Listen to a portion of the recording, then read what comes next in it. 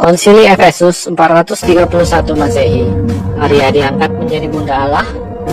Pada suatu kali ketika diminta untuk berkhotbah, Nestorius berbicara mengenai penolakannya atas penggunaan istilah Theotokos sebagai Bunda Maria, dan lebih menganjurkan istilah Christotokos yang harfiahnya berarti Bunda Kristus. Ketika hal ini terdengar oleh Patriark Alexandria Kyrillos, ia menjadi geram. Kyrillos membuat surat kepada Nestorius untuk memintanya supaya menerima istilah Theotokos. Namun Nestorius bersikeras menolak permintaan Kyrillos itu.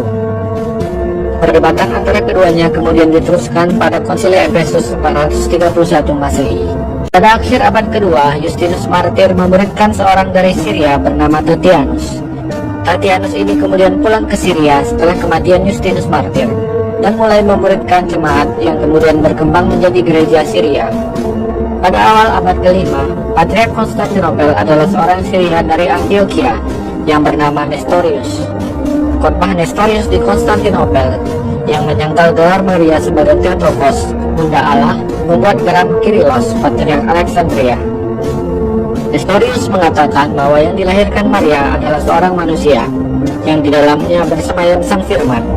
Sementara Kyrillos menegaskan bahwa memang layak menyebut Maria sebagai Theotokos karena yang dilahirkan oleh Maria adalah Sang Firman yang sehakikat dengan Allah yang berinkarnasi menjadi manusia.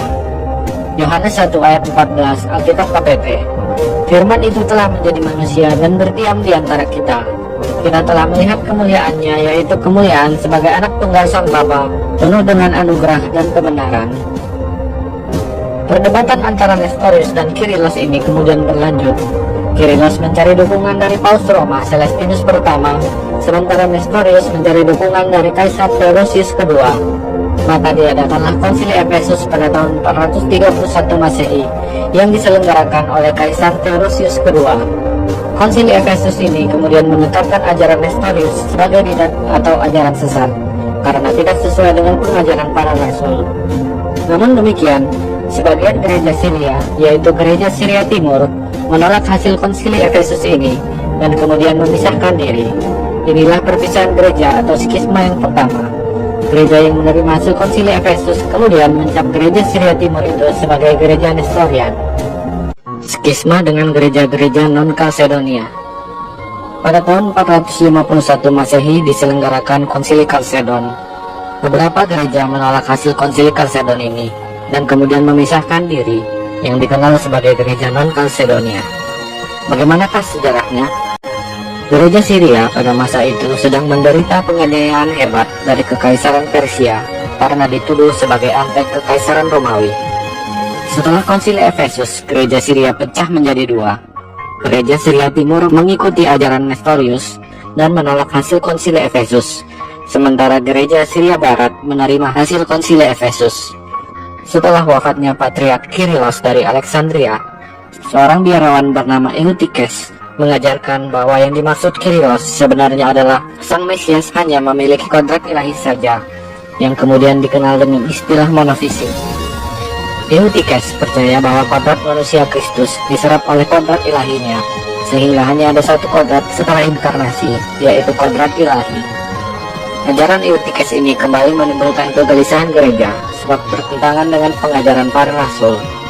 Untuk memecahkan masalah ini, maka suatu konsili diadakan pada tahun 451 Masehi di kota Kalsedon, dekat Konstantinopel, yang kemudian dinamakan Konsili Kalsedon. Konsili Kalsedon merumuskan bahwa Sang Mesias memiliki dua kodrat, yaitu kodrat ilahi dan kodrat manusia. Yesus Sang Mesias adalah sepenuhnya ilahi dan sepenuhnya manusia. Setelah Konsili Kalsedon 451 Masehi, kekristenan terbagi lagi. Yang menerima Konsili Kalsedon disebut gereja Kalsedonia, sedangkan yang menolak Konsili Kalsedon disebut gereja non-Kalsedonia. Yang termasuk gereja-gereja non-Kalsedonia antara lain adalah Gereja Koptik Alexandria, Gereja Syria Timur, Gereja India, Gereja Armenia, Gereja Ethiopia, dan terakhir Gereja Eritrea. Dalam konferensi Addis Ababa tahun 1965, gereja-gereja non-Kalsedonia ini kemudian menamakan dirinya sebagai Gereja Ortodoks Oriental.